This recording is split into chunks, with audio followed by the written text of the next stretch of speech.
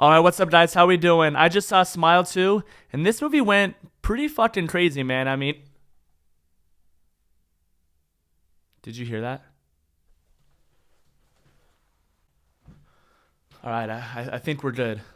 Nah, but this movie is once again written and directed by Parker Finn and starring Naomi Scott. About to embark on a world tour, global pop sensation Sky Riley begins experiencing increasingly terrifying and inexplicable events. Overwhelmed by the escalating horrors and the pressure of fame, Sky is forced to face her past. So the first Smile was obviously a huge surprise for, I would assume, a lot of us. I mean, just from the trailer and just the premise of it, being pretty similar to, Truth or Dare with everyone just smiling all the time. And I'm a huge fan of the first one, not only just because of how effective the jump scares are and the story is actually pretty good. And there's plenty of what the fuck moments as well where you're just like, oh no, no, no, no, no, no, no. And, all of that is great, but just more so the fact that they were able to make something that could have easily just come off as extremely cheesy and just not scary at all and laughable. They made it so fucking horrifying. And this movie is no different, man. I mean, this movie absolutely scared the fuck out of me, dude. I mean, the only way I can describe it, it's very similar. It's the jump scares, but they're done so well. Just none of them are cheap at all. There is music that kind of helps out with it, but none of them are cheap. There's no, silly stuff. Like, they're not faking you out in any sort of way where, a lot of the cheap jump scares will have like a cat run out instead of what you think it is, or just something like that. There's none of that here. And there's one scene specifically involving a phone and a video that's taken on it.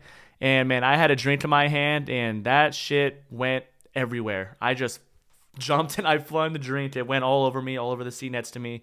Thankfully, there was no next to me, but it was nuts. And everyone in the theater was laughing after that, diddling to themselves. Not because it was stupid or funny in any single way. It's because we all just shit our pants. So our new main protagonist is played by Naomi Scott. She plays a pop star, a worldwide icon. Her name is Sky Riley. And, she is going through something that happened in her past. She's still dealing with trauma, PTSD, and probably guilt. I don't want to, spoil anything, but she has a lot going on. She's a recovering addict. And I know that whole, trauma, PTSD, former addicts, recovering, all that stuff is kind of tropey in a lot of horror movies. But I think it works in this one specifically well just because of everything that once you're, possessed or you're infected with the thing, they don't really ever give a name for it still. But whenever you're infected, the things that it puts you through and that you go through, if you're a recovering addict, and especially being a pop star that she is in this, with all these fans and there's just press and media and your agents and all this stuff is around you all the time.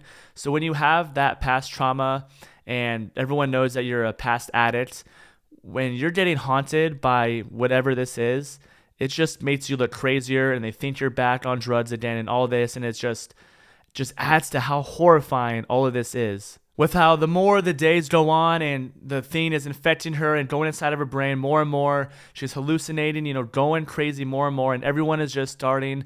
Nobody believes her, of course, why would they? And it's just so horrifying to think about. If I was or you were going through this, you're infected, you're seeing all this stuff, it's playing unbelievable mind tricks on you, and no one believes you. You're literally alone.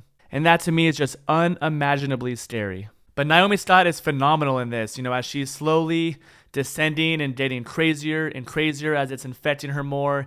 And, since she is a pop star and this worldwide icon, she has to put on a smile, no pun intended, all the time. She has to put a facade on her face and act like everything is okay in front of her fans. Her mom's her agent, I believe. And she's also a really good dancer and singer in this. I mean, if you were to tell me that she was actually, a pop star, I would believe you. And her presence on stage is also really good. All the concert scenes where she's rehearsing for it and all that, and the choreography, and she's rocking it, man.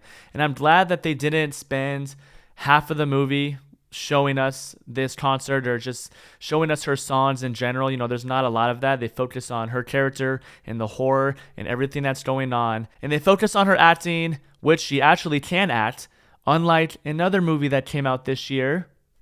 God damn it. And one of my guilty pleasures is pop music. And these songs that we hear in this movie are low-key kind of bangers, man. I ain't even gonna lie. I think Parker Finn also leveled up as a director in this as well. Along with the first one, there's a lot of a lot of great jump scares. And this movie, does do a lot of similar stuff, but some scenes you can say are more effective. There's a scene in her bedroom or her apartment, and it involves a long hallway, and there's like mirrors on both sides, and that shit scared the fuck out of me, dude. It was just so unsettling, and when you see it, you're gonna know what I'm talking about. And if you've also played the DLC for Resident Evil Village, Shadows of Rose, and you know what those fucking little doll mannequins do at the Beneviento house, you'll know exactly what I'm talking about. It's fucking terrifying. And the cinematography is great. It adds to the atmosphere, the darkness of it all. And he takes his time a lot in a lot of these scenes, a lot of these scary scenes that he does, a lot of the set pieces. He's taking his time. He's not rushing the jump scare. He is building tension on just another level where you're just sitting there. It's coming. Something's going to happen. And even thinking that it will without a doubt get you. And there's also a lot of one takes, a lot of one continuous shots in this movie. Most notably the first scene, from the very first shot, it's probably like 5 to 10 minutes long, I believe. And, we see this character sitting in a car. He's waiting out. He's posted outside this house, and the camera slowly goes to the house. Then it goes back to him in the car. And then he gets out. It follows him into the house, and it's just following him the whole time. And then, he leaves the house, and you've seen the trailer. He's running in the street, and that whole scene is just one shot. A lot of fucking cool shit goes down. And I didn't, probably halfway through, I was like, whoa, they haven't cut yet.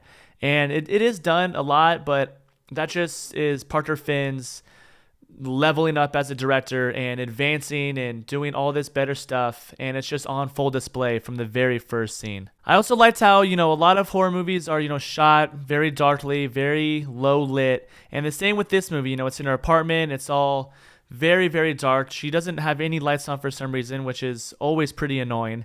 But then, shit starts going down, and she's paranoid as fuck, and she turns on every single light in her apartment. Boom, boom, boom. Every single lamp, every light's on in her apartment.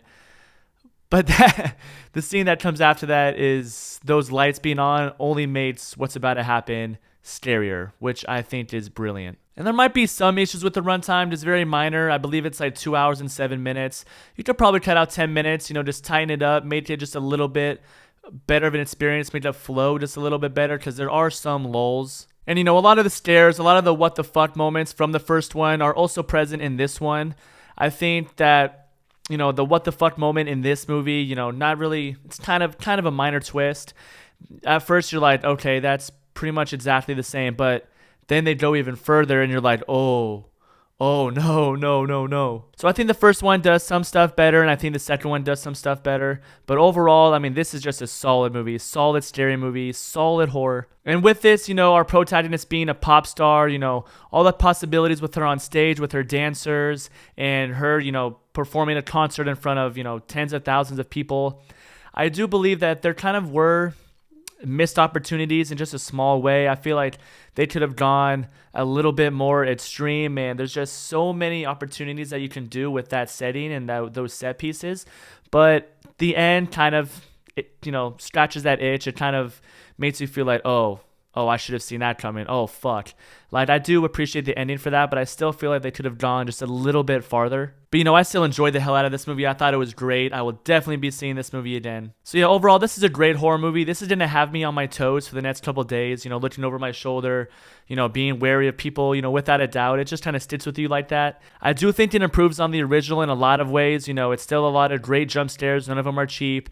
I think it also benefits from the different setting of having, a pop star be the main protagonist and everything that she's dealing with, the fact that she was an addict. And I think Naomi Scott's performance knocks it out of the park, delivers everything that she has to in this, along with Parker Finn's improved and elevated directing style. It all just makes for just a slightly better film, in my opinion. But I will go see this again very soon, so we'll see if my, opinion changes on that. But both are solid movies without a doubt. And I'm going to give this movie an 8.5 out of 10.